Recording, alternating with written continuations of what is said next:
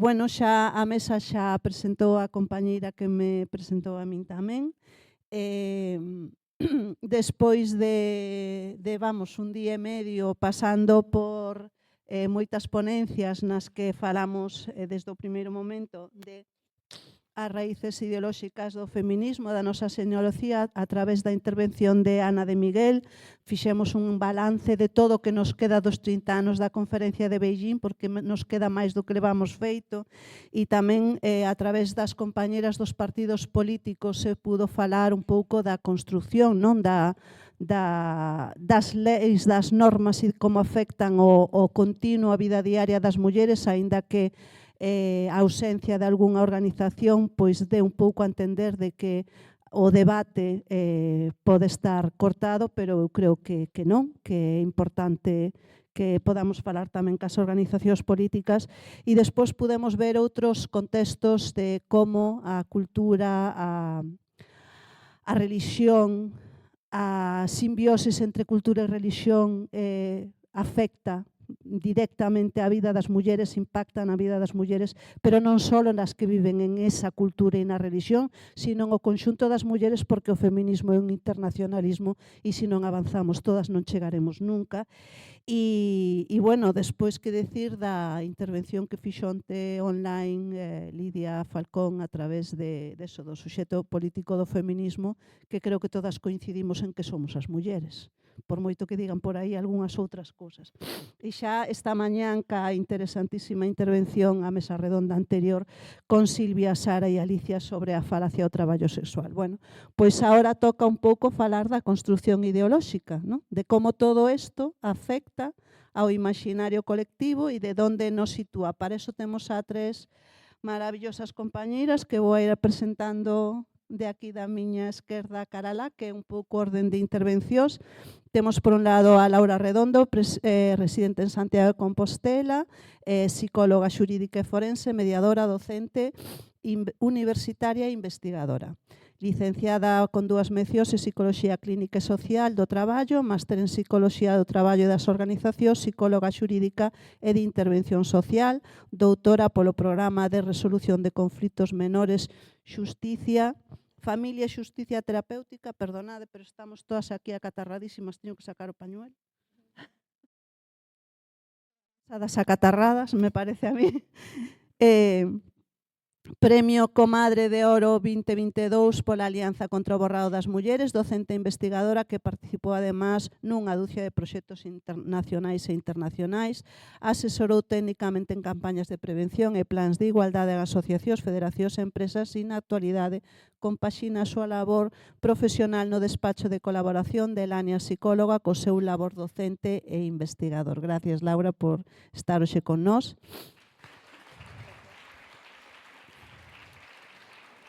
Carmen Abuín é licenciada en Ciencias da Información e Publicidade e Relacións Públicas.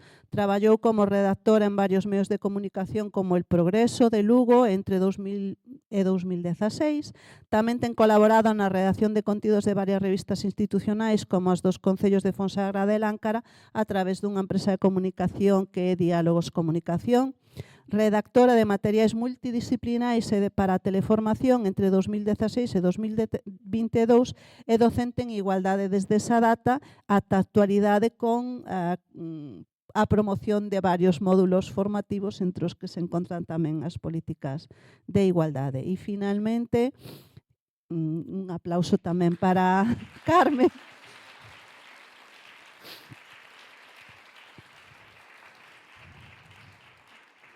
E como última relatora temos a María Loureiro, que é profesora de Educación Secundaria, membro de As Silveiras e de Dofenco.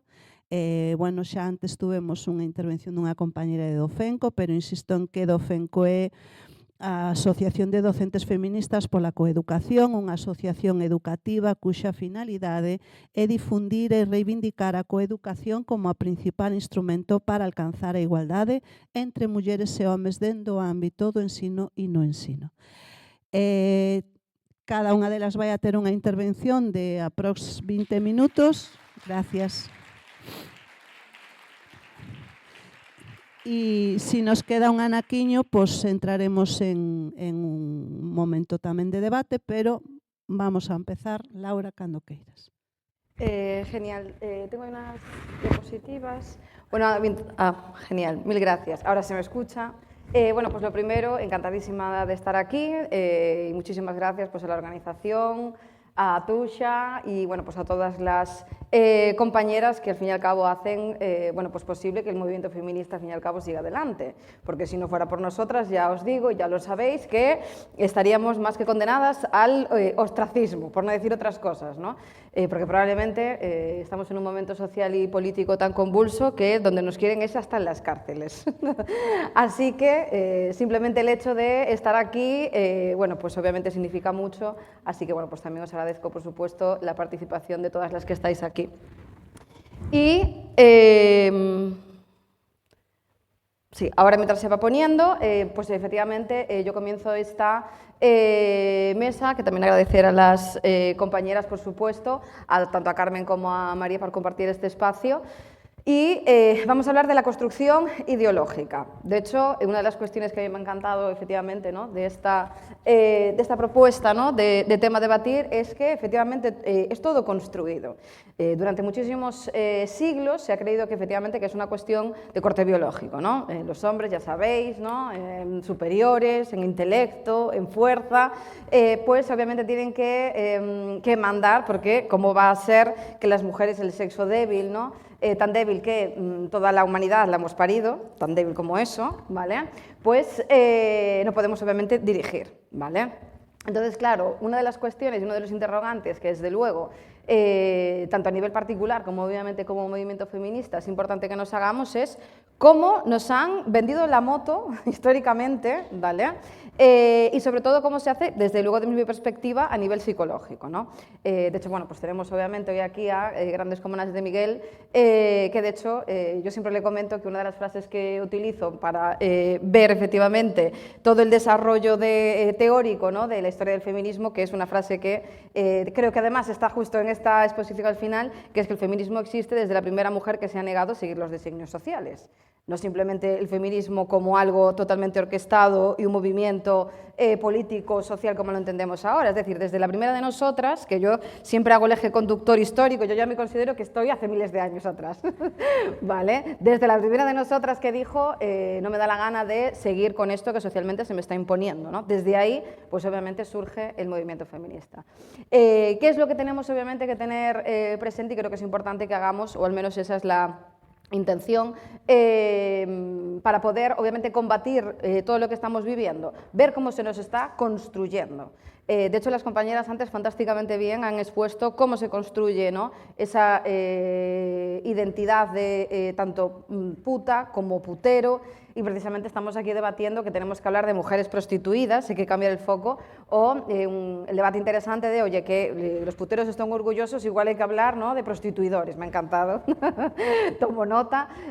Pues obviamente tenemos que ver efectivamente cómo se nos construye, cómo se construye socialmente y qué podemos hacer como para cambiar el enfoque, el lugar desde el que hablamos, miramos y sobre todo, desde mi perspectiva, nos comportamos, ¿no? De hecho, ideología, fijaos que es un conjunto fundamental de ideas, es decir, como dice Alicia Millares, todo es ideología, el feminismo es ideología. ¿Qué es lo que pasa? Que, por desgracia, el feminismo aún no es la ideología dominante. De hecho, una de las cuestiones que tenemos que también aterrizar es que pujamos, estamos en una lucha cultural, no tanto PP-PSOE, ¿vale? como muchas veces se dice en la radio, sino que la verdadera lucha cultural, que llevamos miles de años realmente pues, pujando por ella, es que ese sistema patriarcal pues que obviamente se vaya abajo. ¿Qué es lo que pasa? Que también tenemos que ver desde el lugar desde el que el resto nos ve, ¿no? Porque claro, cuando hablamos de una ideología, que es lo que causa lo que estamos viendo, pues vienen las feministas, ¿no? Que siempre que la gente pregunta dónde están las feministas, yo digo, seguro que están explicando cosas, seguro que estaban psicoeducando a algún hombre que estuviera cerca, ¿vale? Ahí siempre estamos las feministas, pero sí que es cierto que hemos dado también un lugar muy diferenciado desde dónde mirarnos y desde dónde comprender la realidad. Entonces, por ejemplo, a nivel ideológico, uno de los grandes lemas que a mí me encantan es, no es un caso aislado, se llama patriarcado. Es decir, hemos puesto en la agenda social, ¿vale?, lo que es la agenda feminista, posicionándonos en el centro y viendo, oye, que hay un sistema cultural, que hay una ideología que es la que hace que todo esto se lleve a cabo. ¿Qué pasa? Que exageradas, ¿no? Que exageradas, vaya paranoicas, cómo puede haber un sistema que esté en la base, qué es lo que hace que las mujeres estén oprimidas, ¿no? De hecho, seguro que habéis oído lo de, a ver, ¿qué derechos nos faltan? A ver. ¿Cuáles son? A ver, mirádmelo ahí escrito. ¿Qué derechos os faltan a las mujeres? Pues obviamente no es lo mismo el derecho formal que el derecho informal, ¿vale? Entonces vamos a intentar ver también si esto tiene razón de ser o no. Pero a mí me gusta mucho hacerlo desde la perspectiva del observador, ¿no? De hecho, el sistema patriarcal, efectivamente, de hecho la imagen que veis a vuestra izquierda me encanta, porque explica muy bien lo que supone el sistema patriarcal, es decir, el hombre en el centro, ¿vale? Sobre todo se ve mucho en las dinámicas familiares, pero realmente son todas las dinámicas sociales, y lo que hace efectivamente es quitarle derechos para poder tener privilegios. De hecho, el sistema patriarcal se basa en que los hombres tienen privilegios porque le quitan derechos a las mujeres. Esto es importantísimo. Si hay un hombre que tiene privilegios es porque le ha quitado derechos a una mujer, porque si no, no tendría privilegios, ¿vale? Y si nosotras lo que hacemos es luchar por los derechos, no podemos decir, bueno, es que hay otra gente que está peor, luego nosotras somos privilegiadas. No, tener derechos es tener derechos. Tener privilegios es que se los estamos quitando a otras personas. Entonces, que una mujer quiera, por ejemplo, no acabar muerta por su pareja es un derecho. No es un privilegio porque a otras las matan. Estos turbios mensajes también los tenemos que tratar de erradicar en la medida de lo posible, ¿sí? Entonces me parece maravilloso. De hecho, no solo es el padre el que le quita potestad a la madre, el que le quita potestad a la hermana mayor, que seguro que es la cuidadora de todos los hermanos pequeños, sino que también los propios hermanos son los que limitan también a sus hermanas. Es decir, es un sistema, por tanto, estructural donde el hombre, por el hecho de serlo, siempre vale más, y la mujer, por el hecho también de nacer mujer, que esto hay que aclararlo también, lo tenemos claro, le quita, obviamente, se le quita derechos para que así los hombres puedan estar privilegiados. Entonces, ¿qué es lo que está en la base de esa ideología? El género. ¿Qué es el género? La construcción social sexista que se hace en función del sexo de las personas. Y el sexo de las personas es un hecho biológico. No es que venga un médico y designe tú sí, tú no, tu niña, tu niño, no, ¿vale? Esas magufadas de la también cultura woke que dicen que mujer se es porque una se imagina a sí mismo mujer o se piensa mujer, ¿vale? Para que veamos las implicaciones que tiene esa animalada. Ya sé que es ley, luego lo comento, ¿vale? Pero esa animalada tiene las consecuencias de decir que las creo que son 4 millones de 4.000 niñas, no, 4.000 millones de niñas en el mundo, que no me sale ni la cifra de lo loca que es, sufren ablación por el hecho de que se han pensado mujeres y niñas. Han dicho, yo me voy a pensar y a sentir niña y entonces, claro, me hacen la ablación porque yo me siento así. No, eso es una animalada, una revictimización y lo que hace es que perdamos el foco de lo verdaderamente importante, que es de erradicar la violencia que se vive por el hecho de ser mujer, ¿sí?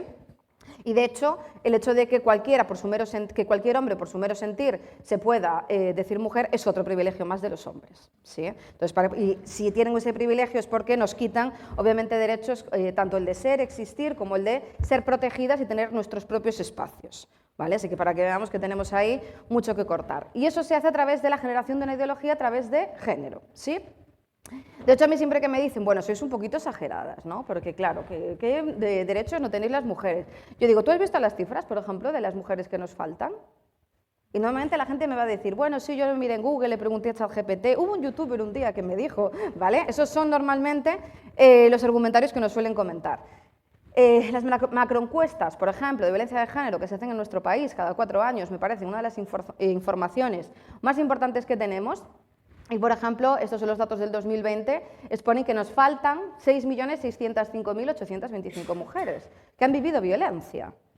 Vale, y esta violencia es además a manos de sus parejas. No estamos hablando ya de la discriminación en el trabajo, no estamos hablando de otras múltiples formas de discriminación, como por ejemplo la gran carga mental que tenemos, la sobrecarga que tenemos con los trabajos, la discriminación, la feminización de la pobreza, el cobrar menos, que desde noviembre cobramos gratis hasta final de año. No estamos hablando de todo eso que también está. Simplemente el hecho de vivir violencia, estamos hablando que si en España somos 40 y pico millones, ¿vale? Un poco más de la mitad, 20 y pico millones, somos mujeres y ¿cuánto? Un 25% ha vivido violencia en algún momento en su vida. Claro, esto no puede ser que sea un caso aislado. Esto no puede ser que de repente nos digamos, no, es que a mí me gusta ser mujer porque yo quiero sufrir en esta vida. No, ¿vale? Esto se trata de un sistema estructural donde a través de la educación lo que se hace es diferenciar que si tú eres hombre tienes un rol social distinto a si tú eres mujer. Bien. De hecho, una de las cosas que yo siempre expongo, que es que a lo largo de toda mi formación yo he tenido que desmontarme a mí misma muchos sesgos que yo misma tenía, y esto es normal en un proceso de desarrollo. Seguro que nos ha pasado a todas que hemos dicho, no, eso es libertad, y luego, uy, no, que lo estaba yo enfocando bien, que no estaba yo escuchando a quien tenía que escuchar, ¿vale? Yo creo que ese proceso lo hemos vivido todas las que estamos aquí, ¿no? Pues a mí me pasó, por ejemplo, que cuando empecé a trabajar, que siempre me encantó desde el inicio, con agresores. De hecho, yo estuve en el propio sistema de justicia criminal de Nueva York porque dije, yo quiero ver esas mentes y comprender cómo desconfigurarlas, ¿vale? Yo pensaba que eran enfermos mentales. Yo decía, bueno, o sea, si realmente llega un punto en el que tú asesinas, por ejemplo, a tu pareja, tienes que estar muy mal de la cabeza. Y yo ahora me doy cuenta que a mí eso me hacía sentir genial, ¿no? Están luego los locos y los normales. Entonces, como que la categoría me hacía sentir muy cómoda. Cuando empecé a estudiar, ¿qué vi? Que no. O sea, no hay ninguna patología, no hay ninguna problemática, no hay una locura. Lo que hay es un sistema social que les legitima utilizar la violencia cuando las mujeres no respondemos a su favor. Lo que hay es un sistema social que en el momento en el que ellos, desde su visión, quieren ejercer sus privilegios, como por ejemplo tener cuerpos accesibles siempre de mujeres, están las otras que son las putas, ¿vale? Cuando realmente, obviamente, en el momento en el que nos formamos y en el que tenemos una perspectiva feminista, nos damos cuenta, lo primero, que no hay un otras, que siempre hay solo un nosotras, y lo segundo, que no hay unas putas, sino que están las mujeres prostituidas que parten efectivamente de los que son los prostituidores. Por tanto, esto tiene origen cultural. Y el hecho de que tenga origen cultural a mí me da muchísimo, o yo tuve que pasar ahí un duelo porque me daba muchísima inseguridad, decir, entonces es totalmente evitable. O sea, no estamos hablando de una generación, estamos hablando de un sistema cultural donde se está configurando. Por tanto, si es educación, puede no educarse así. Por tanto, todas estas mujeres que viven violencia, que son millones en España, y que solo estamos hablando de violencia y no de discriminación, que la cifra encima se eleva muchísimo más, es totalmente evitable. Luego habría que ver, como comentaba antes la compañera, dónde está la voluntad política, cómo es posible que esto no se ataje, y cómo es posible muchas veces que no nos demos cuenta de cómo se configura, ¿no? Y precisamente voy a la siguiente parte, ¿vale?, de lo que es mi exposición, que es cómo esto se configura. Antes la compañera Silvia lo expuso muy bien, ¿no?, todo este imaginario que hay sobre lo que se supone que debe de ser una mujer. A mí me encanta mucho un librito que es fantástico, el de Manifiesto de Meribert, que claro, expone que este ideario misógino en contra de las mujeres se remonta hace más de 3000 años. Entonces, claro, muchas veces perdemos el pie de que no estamos luchando contra el patriarcado del 2025, estamos luchando contra unas mutuaciones de un patriarcado que lleva 3000 años, que sepamos, en funcionamiento. Entonces, obviamente, hay que ir muy a lo fino y hacer muchísima autocrítica por todos los lados como para poder desarticularlo, ¿no? De hecho, históricamente, las mujeres siempre tendríamos que estar en la esfera de lo privado, siempre se nos ha considerado el sexo débil, y aunque obviamente a día de hoy se haya esto modernizado, ¿vale?, aunque el género se vista de identidad, género se queda, ¿vale? Y por tanto estamos ante el mismo sexismo de siempre. Entonces tenemos que ir viendo lo que es, como para ver también cómo desarticularlo, que obviamente es el sentido que tiene. De hecho, seguro que cuando hablamos de sexismo se nos viene a la cabeza el azul y el rosa, ¿sí? Pero este azul y el rosa simplemente es el reflejo simbólico de lo que está de base. Y de base está que si eres niño se espera de ti unas cosas y si eres de niño se te espera de ti otras cosas. Y sí que tenemos muchísima conciencia sobre la división sexual del trabajo, pero no tenemos tanta conciencia sobre la división sexual de los roles sociales. Y también hay una división sexual. Y también hay una configuración que a las mujeres nos deja muy por debajo de lo que es el potencial humano que podríamos desarrollar. De hecho, aquí lo vemos, por ejemplo, con los juguetes. Esto es una animalada y esto sigue vigente. Es decir, no, bueno, ahora ya no es para tanto. Puede que ya no sea para tanto, pero aún así es muy fuerte. ¿Vale? Es decir, no podemos estar en la dicotomía de como estamos mejor ya no es para tanto. No. Es decir, las niñas siguen emulando, porque al fin y al cabo estos juegos de roles se les prepara para los adultos y adultas que van a ser el día de mañana. Las niñas siguen de princesitas, los niños siguen de superhéroes, las niñas siguen jugando a cuestiones del hogar, los niños a cuestiones de conquistar, ¿vale? De hecho, si lo vemos, por ejemplo, estudiadito y analizado, las niñas enfocadas en los cuidados, las tareas del hogar, juegos de rol tranquilitos, ¿vale? No se fomenta el deporte, que esto es fundamental, ¿vale? Todo lo que son deportes, contacto, actividad, etcétera. Es increíble ver que no se fomenta. De hecho, en programas de recuperación de víctimas, una de las cosas, fijaos, que nos salen es que a las niñas en sus casas no se les ha dejado tener deporte. Esto es un indicador que además nos sale bastante, ¿vale? Porque ¿cómo te vas a hacer daño? Es decir, siempre se nos está trasladando todo el rato la debilidad que tenemos por hecho de ser niña, ¿no? Y esto también, obviamente, se presenta en los márgenes que las niñas habitan, que incluso a día de hoy es en los recreos, ¿vale? Los niños están siempre en la parte deportiva, las niñas están en los márgenes en corritos y en cuchicheos. ¿Cómo nos relacionamos entre nosotras y con los demás? Las niñas tienden a estar en grupitos pequeños y hay gran rivalidad entre nosotras, ¿vale? Se normaliza todo el rato que los niños, cuando por ejemplo nos interaccionan de forma negativa, es porque les gustamos. No, bueno, le agarró del pelo, pero seguro que le gusta. Es decir, se va normalizando desde la infancia que las niñas tenemos que rivalizar, que tenemos que gustar a los niños, ¿vale? Y las relaciones con los hombres, obviamente, son una forma de autorrealización, ¿no? Estas preguntas de ¿cuántos ya tienes un novio? Que no se le hace tanto a los niños. Es decir, ahí realmente a pico y pala, pico y pala, pico y pala, todos los días de las niñas y de los niños, una configuración sexista que les prepara para los roles que van a tener el día de mañana. Entonces, yo muchas veces cuando estoy en programas, por ejemplo, tanto agresores como con víctimas, y tengo que ver cómo, por ejemplo, las mujeres que saquen su mejor versión, digo, madre mía, lo que hay aquí que desconfigurar, porque les han dicho siempre que no valen. Vale, entonces, cuando les han dicho todo el día que no valen, cuando entra con un agresor que parece un liberador, hay muchísima tendencia a no ver que están ante un agresor, que jamás nunca es culpa de la víctima, pero socialmente sí que hay una culpabilidad, una responsabilidad clara de que nos configuran para no ver aquello que nos daña, ¿sí? Y lo mismo con los niños centrados en las conquistas, trabajos de alto estatus. Yo voy a ser astronauta. De hecho, uno de los grandes indicadores que hay de trabajos y de niñas es que las niñas quieren ser ya más astronautas y que este año tenemos, de hecho, la primera promoción en la NASA de que hay más mujeres que hombres. Es decir, algo sí que está cambiando, pero eso no quita que esta maquinaria sigue, solo que de otra forma, obviamente. Ya lo sabemos, ¿no? Ahora se ha metido el generismo queer, ¿no? Por el medio, donde lo rosa y lo azul se mantiene a toda costa, ¿no? Y, por supuesto, los grupos de chicos, que esto es muy importante, hay una adhesión a través de la homoafectividad.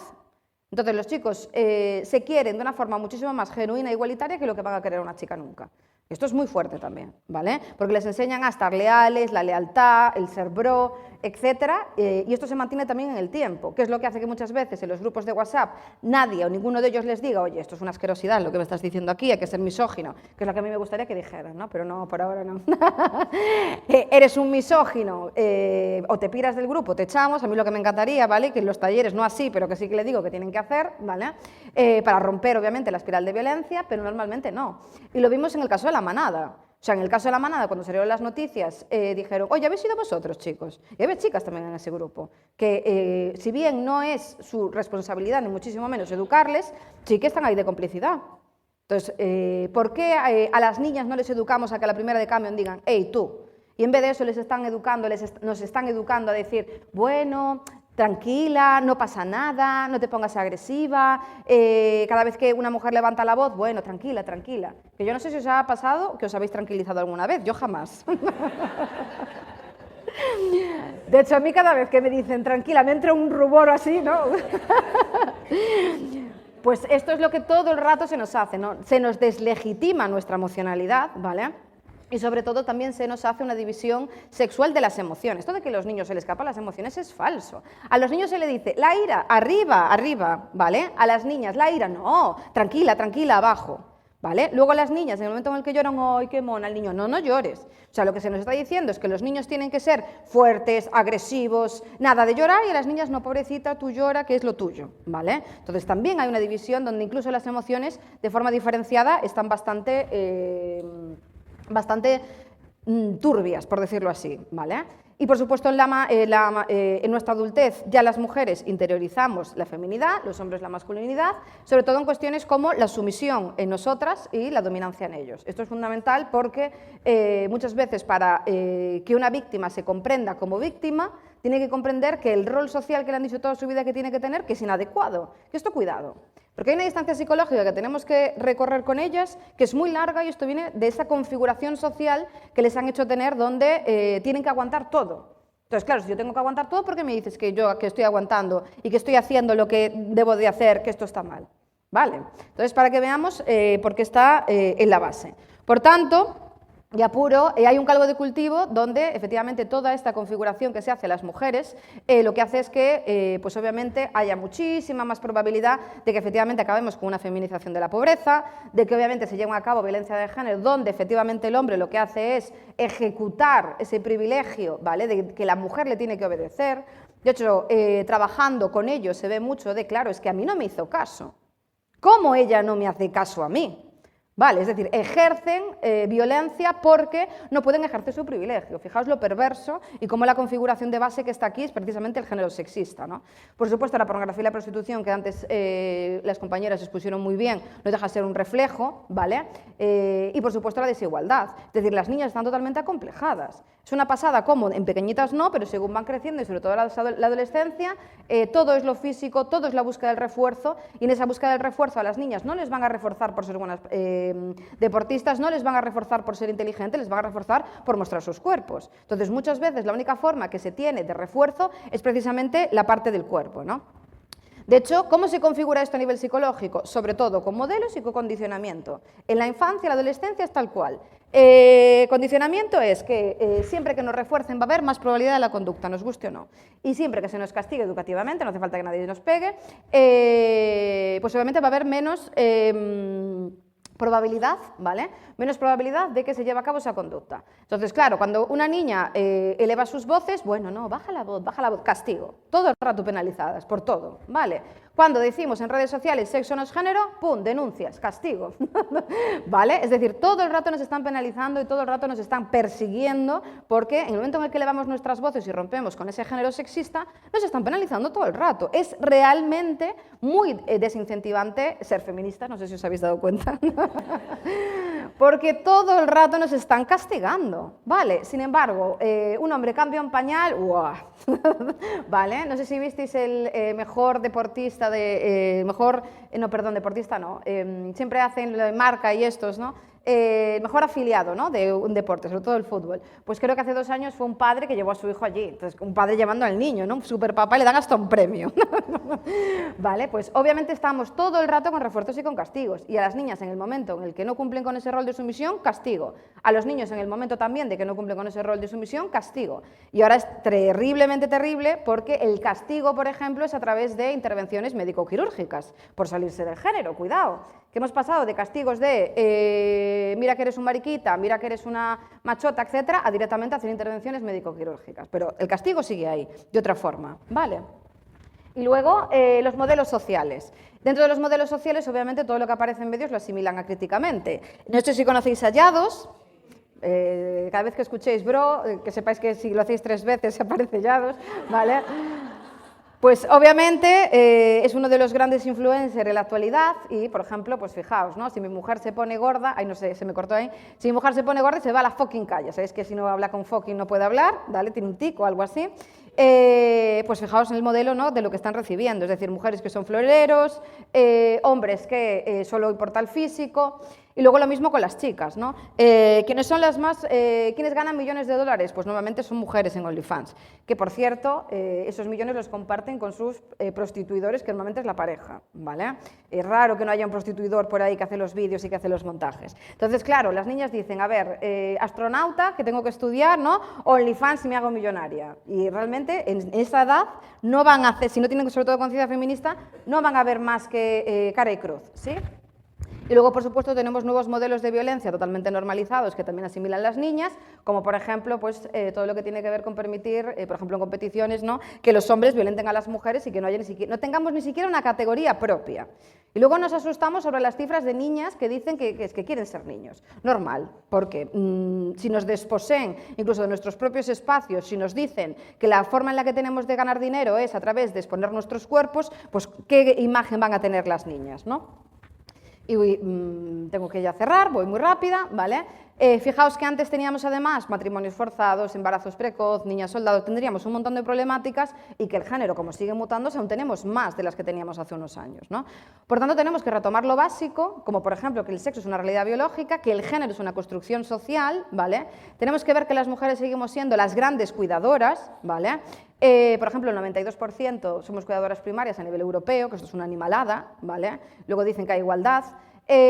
O, por ejemplo, cuestiones como que quienes se encargan de las tareas domésticas y de los niños, obviamente, y de la cocina, 79% son mujeres, 34% son hombres. Eso sí, los premios de chef se los llevan ellos, ¿vale?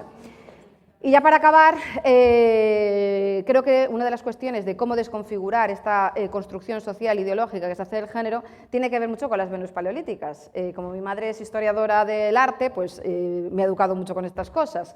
Y una de las cuestiones que me parece fundamental ver es, no sé si os suena esto, las Venus paleolíticas, no sé si lo estudiasteis. Si lo estudiasteis os dirían que, claro, que los hombres tallaban para que sus mujeres fueran fértiles estas tallas, ¿no? Estas esculturas. ¿Qué se ha visto, por cierto, por antropólogas mujeres? Que es mentira, que eran las propias mujeres las que se tallaban a sí mismas. O sea, nos está metiendo todo el rato un montón de milongas, es como lo del óvulo, ¿no? Llegan ahí una competición de espermatozoides hacia el óvulo es colonizado por el mejor. Falso, es el óvulo el que elige el espermatozoide. Tenemos que reconstruir absolutamente todo y sobre todo partir de la base de que ha habido un androcentrismo.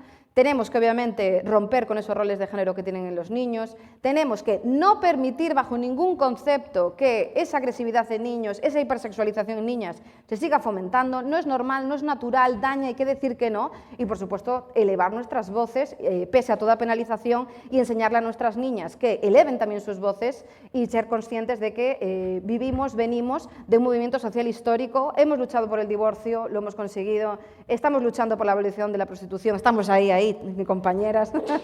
Ahora tenemos también que luchar que el sexo no es género, ¿vale? Pero eso no quita que efectivamente que seguimos juntas, que somos un movimiento que ha tenido muchísimos éxitos. De hecho, el movimiento que más éxitos ha tenido, por eso nos lo están fagocitando desde las propias instituciones y que, por supuesto, activismo feminista no solo es como estar aquí y compartir y construir a nivel teórico, que por supuesto también, yo creo que también es comprendernos desde las diferencias, abrazarnos, porque esto es muy duro, y caminar juntos, sobre todo para parar todo lo que nos daña. Muchas gracias.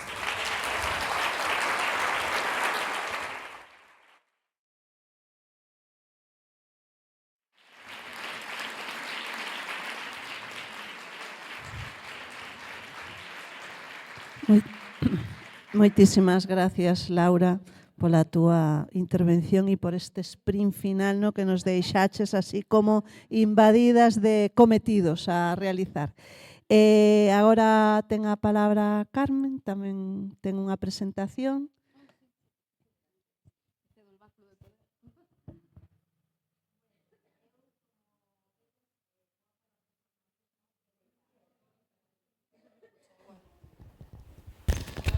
Ahora?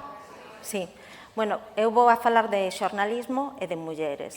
E como os medios de comunicación de masas son os principais aliados na construcción de xénero, tendo en conta unha cuestión fundamental que aprendemos na facultade, que todo comunica. Entón, como medio de comunicación de masas non solamente temos os medios tradicionais, tampouco temos solamente os medios novos, sino que calquera actividade que se desenvolve no cotián está comunicando e está expoñendo o ser humano e dándolle unha idea de como se ten que comportar ante o mundo. Os medios de comunicación, cando chegamos á facultade, o primeiro que nos dicen que teñen que servir para informar, lóxicamente, pero tamén para formar e para entreter. E o de formar parece que se nos esqueceu un pouquiño. O entretenimento, moitas veces, é a costa das mulleres. É dicir, todo esta parafernalia que hai en canto a determinado tipo de información. Eu non estudiei xornalismo para poñerme diante da casa de Isabel Pantoja a ver cando sale e a ver se me insulta. Non é a miña aspiración na vida. Entón, claro, vemos que determinados tipos de xornalismo que se están exixindo as profesionais e os profesionais teñen que ver precisamente co que demanda un público que busca circo. E temos que ter eso en conta. Ademais, tamén outra das cousas que nos dicen prácticamente o primeiro día que chegamos á facultade, si vos queredes aquí aprender a ser obxectivos, pero que a obxectividade non existe, sempre hai unha perspectiva. E intentan convencernos de que existe esa obxectividade cando é totalmente irrisoria. Entón, se partimos dese feito, temos que ter en conta que cada prisma vai a ser diferenciado. De aí que sexa tan importante que vayamos aplicando unha perspectiva feminista. E vamos a ver tamén como, a partir da construción que se foi facendo das propias xornalistas como clase, cando empezaron a traballar, había un tipo de xornalismo que era o que nos daban a nós, é dicir, cosas de mulleres. Entón, as cousas de mulleres era aquilo que nós podíamos facer público. Sin embargo, a alta política, a economía, todo o resto de cuestións eran encomendadas aos homes. Cando unha muller quería entrar nese espazo, tendía a masculinizar as súas informacións. Que entendíamos en aquel momento por masculinizar? Obxectivizar. É dicir, eles son racionales, nosotras non. Entón, temos que ter en conta tamén esa presunción. E para comezar, vou a poñer unha primeira diapositiva que nos vai a levar a reflexionar un pouquiño.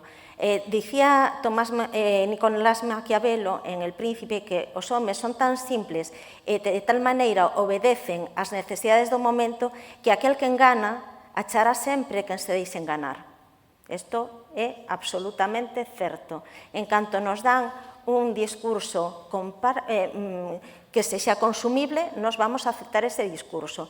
E, ademais, o vulgo deixase enganar polas apariencias e o éxito. Aí estaba comentando precisamente Laura, ser astronauta ou traballar en OnlyFans. É dicir, apariencias, éxito. E no mundo solamente hai vulgo.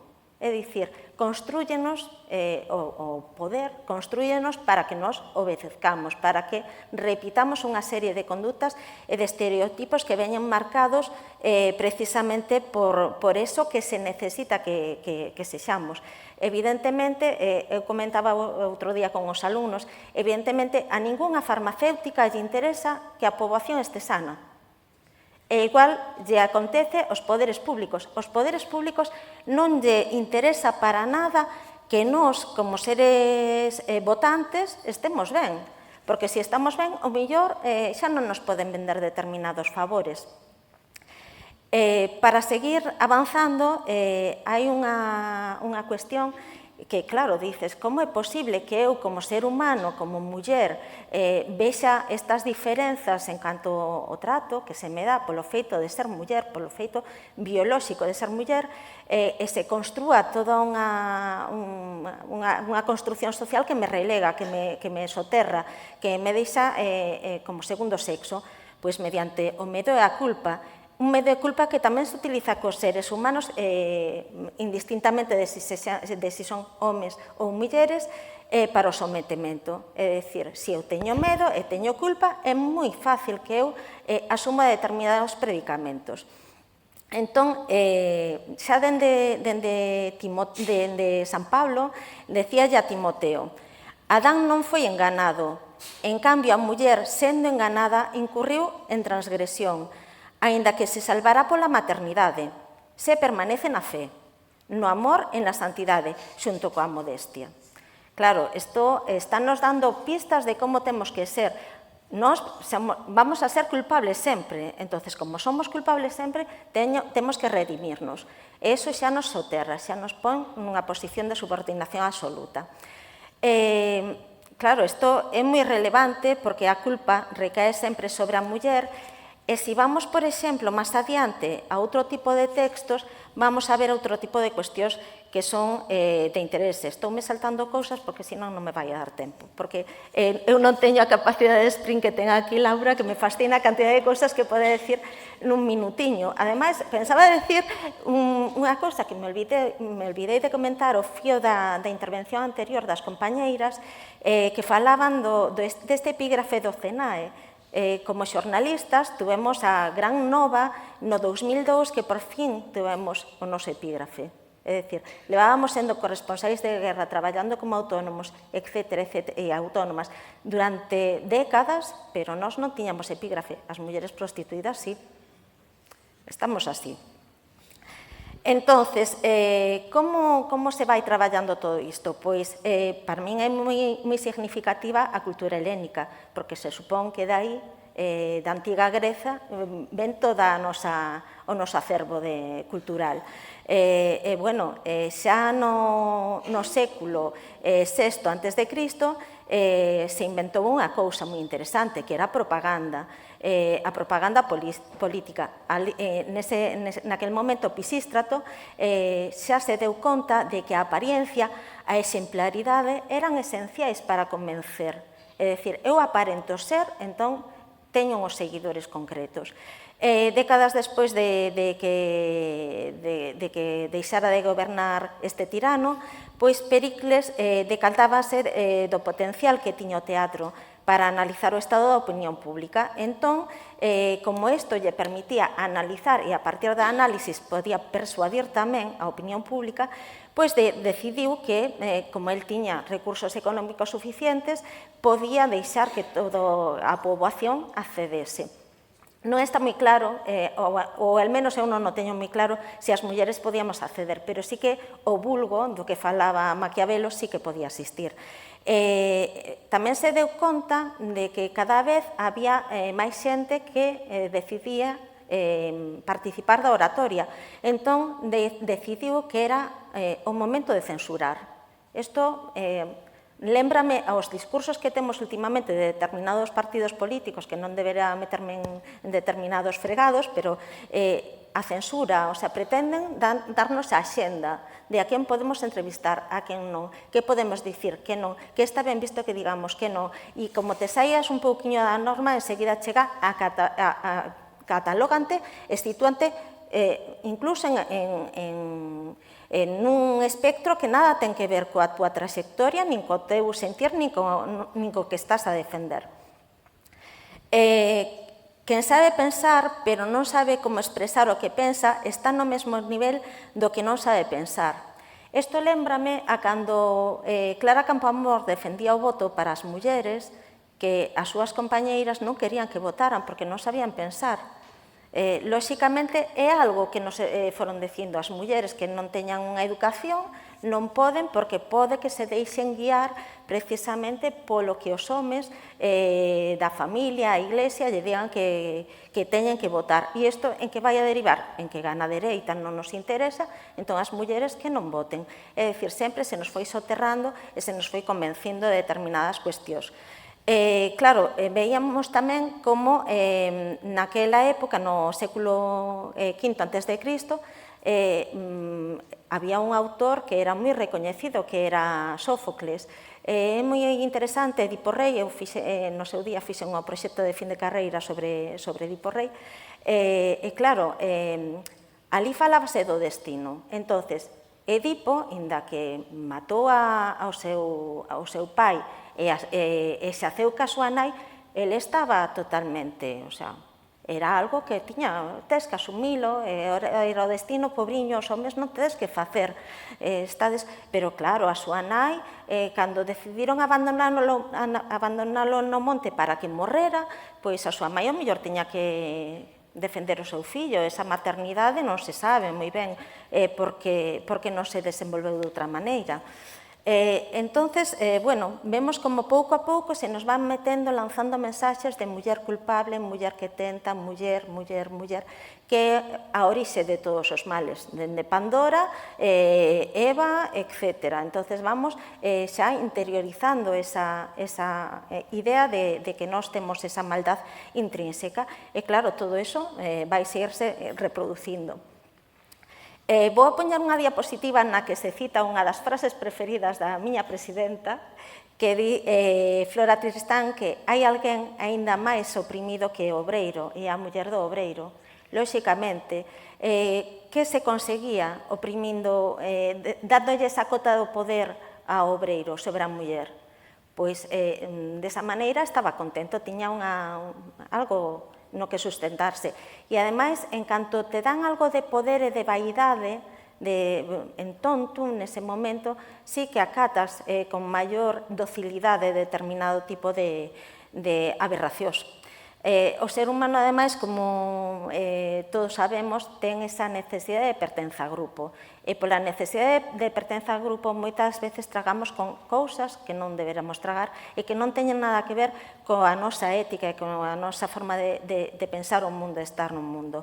Decía María Viñals que a situación é anormal con respecto á muller e arcaica. Modificada a vida do cidadán, a existencia da muller é con escasas diferenzas a mesma que hai séculos. E hoxe en día parece que non, que conseguimos moito, pero que se nos quere volver a situar. Porque, claro, se pensamos, por exemplo, na historia das afganas, temos que ter en conta que elas conseguiron o voto antes que as estadounidenses.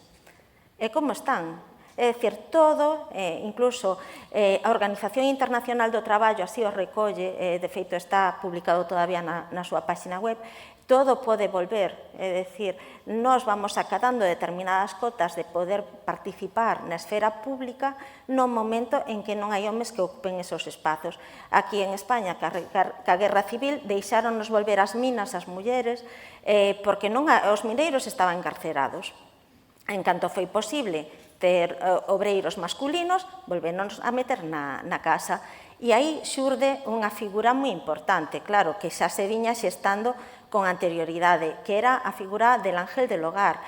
Incluso hai esta publicación de 1894, que leva ese nome, explícanos as mulleres como temos que ser. Entón, esta impronta que van deixando os medios de comunicación acerca de como debemos ser, como debemos estar no mundo, vamos interiorizando a pouquiño a pouco. Incluso vemos, por exemplo, como esas ferramentas das que falábamos, da comunicación por un lado, pero tamén da propaganda, da censura, etcétera, son moi utilizadas por determinados movementos que acaban sendo dictatoriais ou que xa na súa origen buscaban iso. Aquí temos, por exemplo, entidades como a sección feminina en España que se erixía como protectora da muller. Tú, se entrabas dentro desa categoría de muller ángel do fogar, aí estabas protexida. Tiñas todo un elenco de homes que se ocupaban de protexer a túa virtude. Entón, aí sí había un castigo, porque a quen respectaban non era a muller, era os homes que rodeaban esa muller. E, despois, polo outro lado, tiñamos as mulleres caídas. Mulleres as que lles podían arrebatar os fillos se quedaban embarazadas nunha desas caídas que tuveran. Entón, separouse sempre a muller boa da muller mala, a muller do ámbito doméstico e a muller pública. A muller que vamos a respectar porque é a que garante a honra da nosa familia e a muller da que podemos abusar, da que podemos utilizar o seu corpo como se nos antoxe porque é unha muller de uso público. Non pensamos o mismo cando falamos de homes públicos, non é a mesma idea que temos cando se fai eso. Entón, bueno, estamos nunha situación na que das mulleres se vai defendendo determinado tipo de cuestións que resultan apetecibles para os homes, como que teñamos beleza, como que teñamos recato, como que sexamos exclusivas para eles, que sexamos virxinais incluso despois de ser nais, porque, claro, nós non podíamos ter desexo. Se a muller tiña desexo, o seu estatus de gran proveedor podía perderse e diluirse. Entón, tiñamos que ter ese tipo de cuestións en conta. E, bueno, así as cousas, por exemplo, a pena de adulterio era para nosotras. Eles non. Eles, salvo que trouxeran a amante para a casa, non pasaba nada, o sea, unha breve reprimenda e punto, como moito. Entón, bueno, pouquiño a pouco había que ir dando conta deste tipo de situacións que eran totalmente abusivas e pouco a pouco se foi conseguindo que mudaran as cousas. Aquí, en esta situación, vemos como no 1953 se publicou no ABC un artigo que foi fundamental. Como inciden os medios? Pois publicouse un artigo sobre el domicilio conyugal. En este texto denunciábase a injustiza que supoñía o estatus legal das mulleres casadas. E isto provocou todas as reformas legais que posteriormente, despois da publicación desta artigo de opinión, que ademais non foi unha xornalista, sino que foi unha abogada, a partir desa publicación, todo o Código Civil foi obxecto dunha muda moi significativa. Produxose no 66, pero bueno, foi un avance moi sustancial, porque hai que lembrar que estábamos todavía en plena dictadura. Temos distintas etapas da dictadura que se foron ablandando, pero a situación da muller seguía sendo de eterna menor que non solamente a tiñamos, porque decimos, non, é que en España estábamos nunha dictadura, éramos eternas menores en todo Occidente. Nos países democráticos éramos eternas menores. Claro, isto levou a que pouquiño a pouco nos fóramos dando conta de que había que intentar superar esa desigualdade, e empezamos a ter novas tamén de que hai un feminismo que se está desenvolvendo noutros países. Claro, estaba maio do 68, que foi relevantísimo. Entón, bueno, xurde o movemento para a liberación da muller. E claro, como se logra que as mulleres se mobilicen? Pois precisamente a través de comunicacións. É dicir, do xeito que sexa estamos comunicando. Non podemos limitarnos aos medios tradicionais, sino que temos que aproveitar todas as ferramentas que teñamos a nosa disposición. E no 65, Barcelona colle a primeira Asamblea Xeral do Movemento Democrático de Mulleres, é dicir, un fito importantísimo. Entón, con todas estas cuestións, vemos que a situación os medios teñan a capacidade de facer ferida e facer pensar. Entón, é importante que tomemos consciencia desta cuestión. Entón, vamos a ver unha serie de publicidades que se corresponden a outras épocas, de titulares que hoxe en día reproducirían ese estereotipo que víamos inicialmente. É impensable que lle digan a un árbitro masculino vete a fregar. Nós, sí.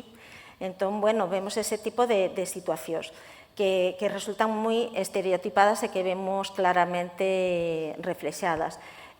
Claro, vemos aquí o presidente, además, dice a Los Ángeles de Charlie, e dúas mulleres tan de peso como a primeira ministra, a primeira dama francesa e a raíña Leticia, que daquela creo que todavía era princesa, que se valora dunha cumbre? Os traseiros delas. En fin, que se valora, además, descúbrese quen gana en elegancia. É relevante para o discurso? No. Marie Curie sufriu un acoso e derribo por parte da prensa que estuvo a piques de costarlle o segundo Nobel. Entón, bueno, estamos nunha situación moi grave. Despois, imaxes como a que vedes ali á dereita de todo, unha publicidade. Mi jefe quiere saber la marca de las medias que uso. Claro, daquela xa estaba a Declaración Universal dos Dereitos Humanos. Xa a OIT falaba, inda que non houvese legislación ao respecto nos nosos países, xa se empezaba a falar de dignidade no traballo e de non ter acoso hacia as mulleres. Vemos estereotipos de mulleres que son xulgadas pola súa idade. Sin embargo, cando se trata de homes, que ben están os do Rolling Stones, que ben está Mick Jagger. É dicir, as mulleres non, os homes sí. Bueno, son moi significativas as cuestións que vemos. A gordofobia, por exemplo, a eles non se lles pregunta polo... Pero xa chegamos un momento en que vemos publicidade totalmente denigrante, de golpizas, de usarnos como alfombras, de todos competindo, el juego sella. Entón, bueno, abusos, alcoholismo, o sea, como droga unha muller para poder abusar dela, etc. Entón, vemos todo este tipo de cuestións interesantes. Ia falar das pioneiras de xornalismo, pero vamos moi mal de tempo, entón, bueno, quería avanzar al menos a esta parte de aquí, que sería, porque claro, hai que entender tamén como somos as mulleres xornalistas, porque as mulleres xornalistas, cando empezamos a a falar das nosas cuestións, do que nos preocupaba realmente, non nos deixaron. É dicir, tiñamos que ir enganando e ir ocupando espazo de forma progresiva, porque senón non tiñamos cabida neses medios. Sí que foi moi importante cando a principios do século pasado entramos na Asociación da Prensa de Madrid, pero realmente a muller xornalista é obxecto de múltiples violencias. Incluso as xornalistas catalanas denunciaron que son vítimas de violencias e agresións sexuais polo seu, incluso nas redes, lóxicamente, un acoso constante. Os xornalistas homes reciben acoso polo seu labor profesional. A nos dícennos que nos van a violar, que nos van a matar, que nos van. É dicir, é un tipo de acoso totalmente diferente. E a situación, a mordaza, é totalmente diferente. E aparte deso, estamos atravesadas por moitas outras cousas que tamén estamos atravesadas todas. Esa doble carga, o sea, esa carga mental continua. As xornalistas traballan 24 horas, 7 días a semana. Non hai descanso, tú sempre eres xornalista, estás continuamente alerta e estás sempre no punto de mira. Entón, eso tamén incide sustancialmente. Non hai compatibilidade entre exercer o xornalismo, sí que hai compañeiras que o logran, pero eu vin a compañeiras totalmente destruídas porque decían, eu quero ser nai e non podo maternar. Non vexo aos meus fillos, non teño tempo. Entonces, isto leva a renuncias e leva a unha serie de situacións. Con estas renuncias, a onde vamos? Pois a unha situación de precariedade absoluta.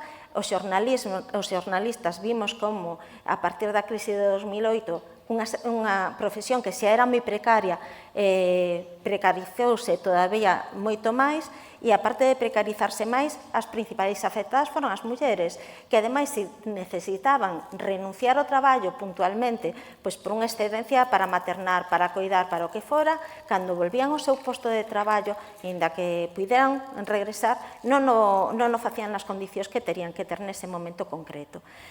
Entón, é importante ter en conta tamén que hai unha serie de prácticas, porque, claro, eu estou moi orgullosa, eu pertenzo ao Colexio de Xornalistas de Galicia, no colexio fomos pioneiros.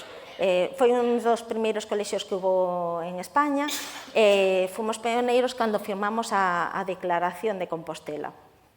A Declaración de Compostela é un documento esencial na loita contra a violencia de xénero para guiar a nosa práctica diaria. Que pasa? Que se non temos tempo nin siquiera para nada, porque non temos tempo de ocio, non temos tempo de nada, realmente cantas de nosoutras estamos concienciadas, estamos formándonos, estamos traballando continuamente neste...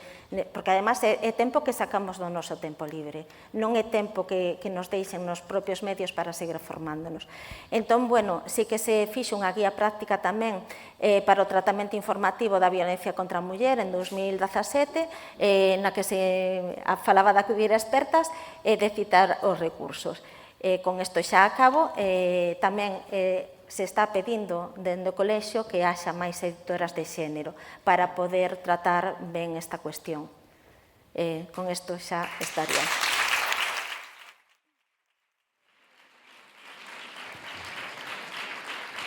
Gracias, Carmen.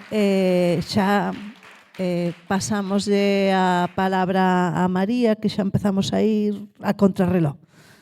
Sí, xa tarde. Non sei se... Ahora poñan a presentación. Bueno, antes de nada, bo día, boa tarde, xa non sei. Quero agradecer antes de nada a organización, no nome de Docenco, o convite a este congreso, e nada, encantada de estar aquí. Nesta comunicación vou centrarme en amosar... Bueno, disculpademe pola voz, pero teño un catarro tremendo, a ver se me escoita ben.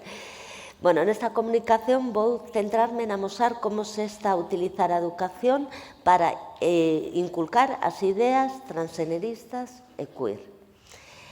Isto está explicado no libro La coeducación secuestrada, que recomendo encarecidamente a súa lectura se queredes saber máis sobre o que está a suceder. E eu nesta primeira parte da intervención vou ir mostrando ese patrón que vedes aí e que se repite en todas as intervencións queer e trans. E vou no facer utilizando imaxes e exemplos dos centros educativos. O primeiro que se intenta conseguir é a disociación entre unha suposta identidade de xénero e o sexo, dando a entender que as persoas podemos nacer nun corpo equivocado ou non correspondido. A min isto lembrame o concepto de alma. Esta alma, chamada agora identidade de xénero, interprétase como o noso verdadeiro eu, o que realmente somos. Por outra banda, o sexo preséntase como un espectro continuo e proclámase que as categorías muller e home son opresivas e deben ser suprimidas. Ademais, son asignadas ao chou, ao nacer, xa o sabemos. E a intención de transmitir que o sexo é un espectro non é outra que se acepte que se sustitúa o sexo pola identidade de xénero, porque se os dous conceptos son un espectro difuso, quedamos coa identidade máis pura, a nosa alma, e non esas cousas materiais. En este contexto, indúcese a buscar o que nos fai diferentes, tamén en atopar a nosa verdadeira identidade, que pode ser muller, home ou unha infinidade de identidades intermedias. Para iso recórrese unha confusión conceptual interesada representada na famosa galleta de xenxibre que vedes aí e que se está a reproducir nas aulas como se fose un contido curricular, cando non está no currículum. E tampouco representa unha descripción nin obxectiva nin científica da realidade, é puramente ideolóxica. E os conceptos de identidade de xénero e expresión de xénero baseanse nos estereotipos sexistas máis rancios que poderían extraerse dun panfleto da sección femenina. Por exemplo, o protocolo educativo de identidade de xénero da Xunta establece que o profesorado debe vixiar se o alumnado ten unha expresión de xénero que puidese non coincidir co sexo asignado ao nacer.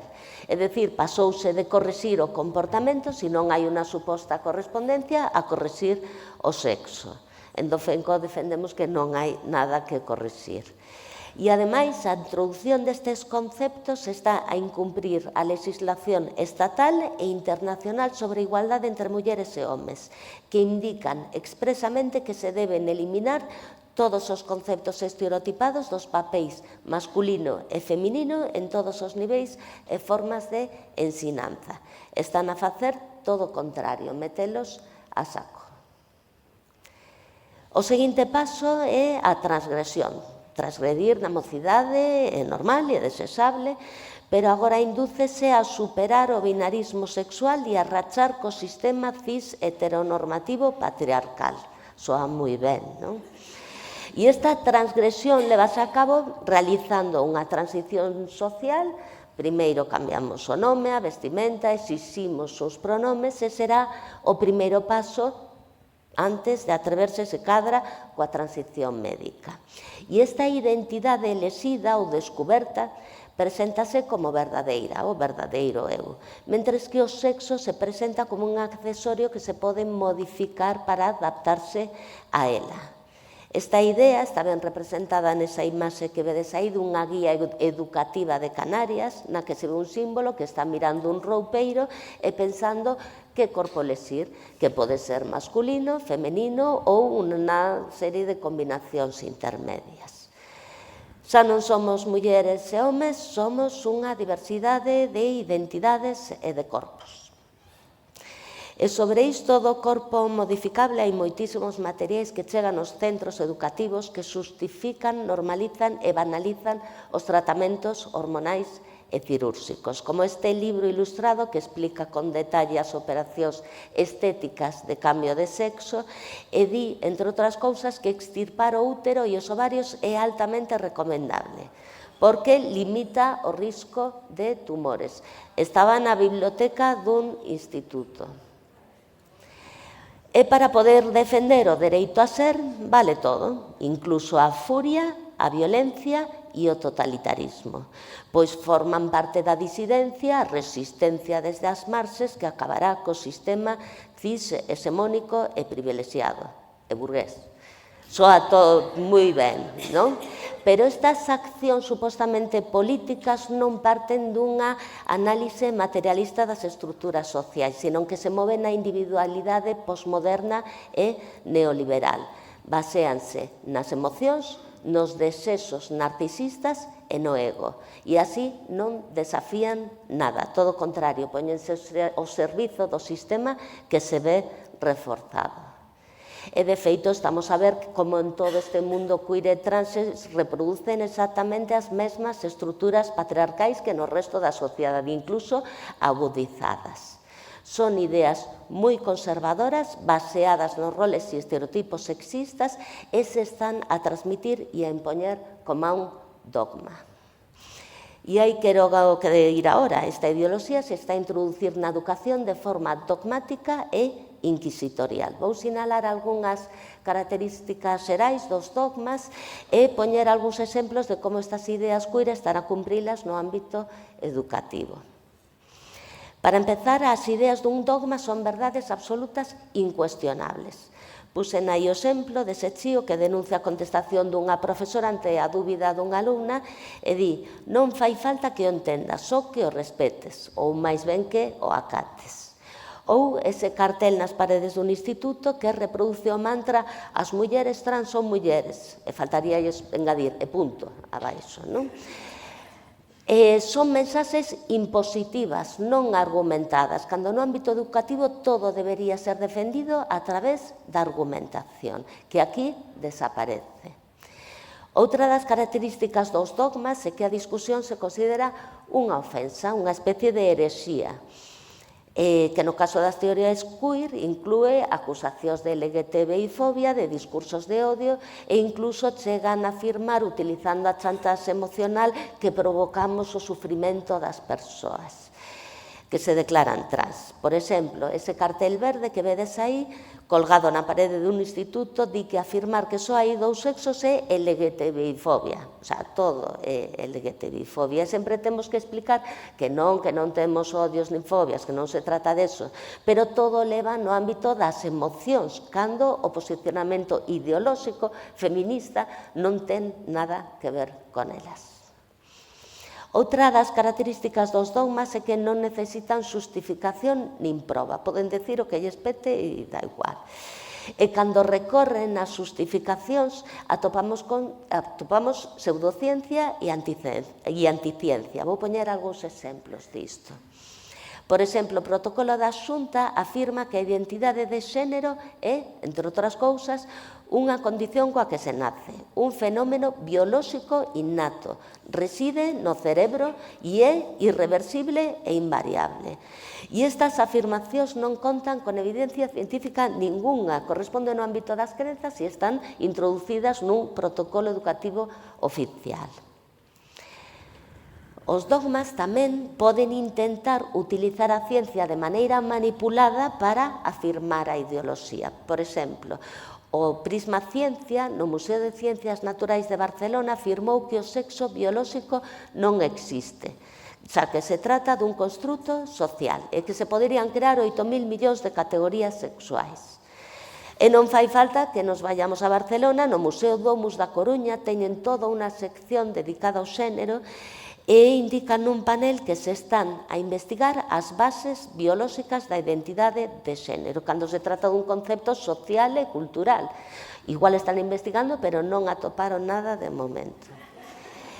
E teñen tamén un probador de roupa onde os visitantes poden experimentar diferentes expresións de xénero nun Museo de Ciencias.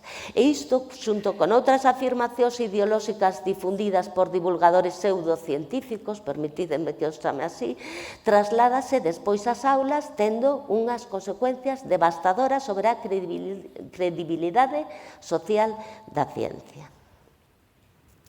E tamén chega ás aulas a través dos libros de texto de todas as materias.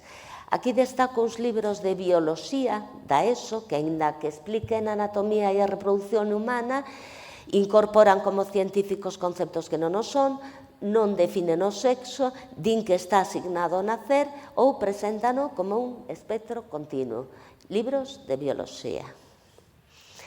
Outra maneira de afirmar un dogma é, no canto de intentar sostelo na ciencia, como vimos antes, é presentar a ciencia como unha ameaza. É o caso dos materiais e guías que propoñen que debemos adaptar os contidos curriculares para que as persoas que se declaran trans se vexan representadas. Por exemplo, dicir aparello reproductor femenino non é inclusivo e debemos buscar outro termo para non causar sufrimento. Ou mesmo a ideoloxía queer defende que o sexo é unha construción cultural resaltando todo o coñecemento que hai. E para que un dogma se asimile, perdure no tempo, é crucial a transmisión nas aulas a través de todos os medios posibles. Estas ideas invaden a formación inicial e permanente do profesorado, hai unha oferta amplísima de guías e materiais educativos queer, abundantísima literatura infantil e juvenil que conta experiencias trans, temos institutos permanentemente empapelados con bandeiras e cartaces ata a saturación. Tamén se organizan charlas de asociacións transactivistas que entran nas aulas a predicar e que invitan ao alumnado a remexer no seu interior para descubrir a súa verdadeira identidade, unha cousa que nos recorda, bueno, xa non o digo. Ou hai institutos que forman o alumnado da ESO para que despois se explique estes conceptos en colexios de educación primaria, como anuncia todos os anos un instituto de Vigo. Podería poñer centos de exemplos de cousas que están a suceder, pero quero destacar aquí que todo isto se está a vender como actuacións para fomentar o respeto á diversidade. Pero se para fomentar o respeto ás persoas de todas as religións non necesitamos ir a predicar ou enchelo todo de símbolos religiosos, para respetar as persoas que se declaran trans, tampouco. Isto non procede, polo menos con esa finalidade. A intención é outra. E cando se instaura un dogma, se a pesar de toda a propaganda non se consegue convencer, recórrese á represión. Nos anteriores congresos de Docenco, especialmente o de 2021, xa falamos de como profesoras están a vivir a cancelación e o acoso por realizar unha análise feminista crítica con estas ideas. Non me vou parar nisto, están os vídeos aí se queredes velos.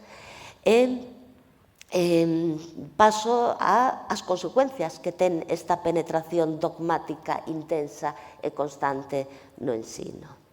Vou destacar algunhas.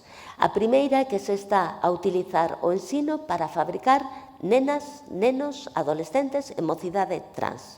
E ollo cas adolescentes ao chegar as nenas, ao chegar á adolescencia. Isto hai que investigalo.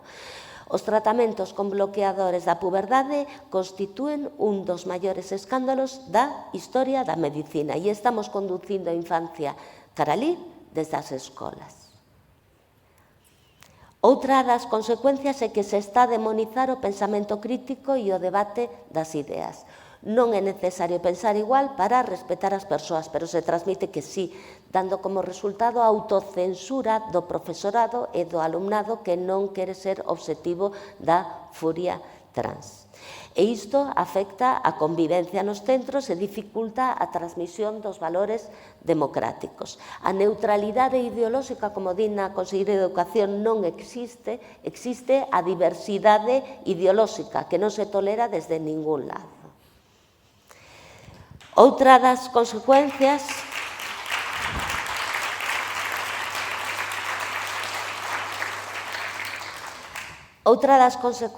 é a destrucción do coñecemento. Desculpade que sexa tan categórica, incluso dramática, pero é grave. Non se pode construir o coñecemento deixando os conceptos no limbo da subxetividade e da interpretación individual de cada quen. Non é posible. E tampouco podemos darlle no ensino o mesmo valor ás ideas sostidas nas crenzas que o coñecemento científico. E sendo conscientes dos nesgos, dos erros, das inserencias ideolóxicas que ten a ciencia, é a mellor ferramenta que temos para describir o mundo, tanto físico como social, pois se basea nos datos, nas probas e nas evidencias. Os dogmas, pola contra, sostéñense na fe e na imposición. E se deixamos que o dogma queer entre nas aulas como está facendo deste xeito, estamos deixando as portas abertas para que entre calquera outro. Esa está a suceder, non hai filtro ningún.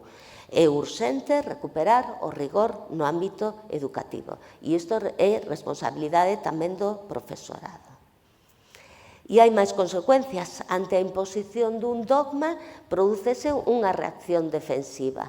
O alumnado que non está de acordo con estas ideas queer está topando cobillo, especialmente os varóns, nos discursos e ideais da dereita fascista, que con isto se ve reforzada. E tamén se está a provocar unha reacción antifeminista ao transmitir que estas ideas son feministas cando non o son. O feminismo loita por mulleres libres e emancipadas, non porque deixen de selo. E como imos educar se non se ten clara a definición de muller e home? Como imos educar na igualdade entre homes e mulleres se non sabemos o que son? E mentres o feminismo de esquerdas está censurado e ocultado, estamos a ver como tanto a furia trans como a furia facha teñen todos os altofalantes posibles. Que referentes está tendo a mocidade? E para acabar, temos que levantar a mirada, non quedarnos no concreto e preguntarnos por que está a suceder isto. E para atopar respostas temos que situarnos no contexto capitalista e neoliberal. Quen apoia isto son as grandes corporacións, organizacións e grupos de presión capitalistas que resignifican as ideas de diversidade e de inclusión cunha linguaxe rimbombante a favor dos dereitos, pero o capitalismo nunca se interesou polos dereitos humanos. O que lle interesa é a pasta. Estender un mercado moi lucrativo, o mercado dos corpos. Xa non somos persoas, senón que somos corpos transformables e utilizables ao servizo do capital. E temos que ser conscientes de que a medicina trans é un gran negocio. E canto menos idade teñan os clientes, máis lucrativo é, porque estarán demandando hormonas e cirurxías toda a súa vida. E a escola, desde logo, é o mellor lugar para captalos. E este mercado dos corpos impulsa, ademais, tamén desde a educación, a explotación sexual e a explotación reproductiva das mulleres, disfrazándoas de diversidade, de altruísmo e promovendo a idea dunha suposta liberdade de elección. Disto xa se falou esta mañá. E para que este negocio funcione sen impedimentos, non hai mellor cousa que conculcar os dereitos das mulleres na legislación. Destruir o feminismo mellor desde dentro, con cabalos de Troia, e educar a cidadanía na aceptación destas formas de explotación. Edúcase as mulleres para que antepoñamos os desexos dos homes por riba dos nosos dereitos, porque pobriños o que sufren. E cada pobriño que pronunciamos é unha martelada nun cravo do cadaleito no que se soterran os dereitos das mulleres. E que facer ante esta situación? Recuperar o debate e promover a discusión. Xa basta de cancelación, de censura, de insultos, de calumnias e de imposición dogmática. Queremos falar. E en Dofenco nunca sinalamos menores trans, considerámolos vítimas. A responsabilidade é de quen está a promover isto e hai unha responsabilidade política e institucional. E para rematar, invitamos vos a asistir ao vindeiro Congreso de Dofenco que faremos en Mollet, en Barcelona, os días 21 e 22 de febreiro, no que falaremos da coeducación fronte á violencia contra as nenas e mulleres. E remato xa reivindicando unha educación pública, laica e coeducativa. Moitas grazas.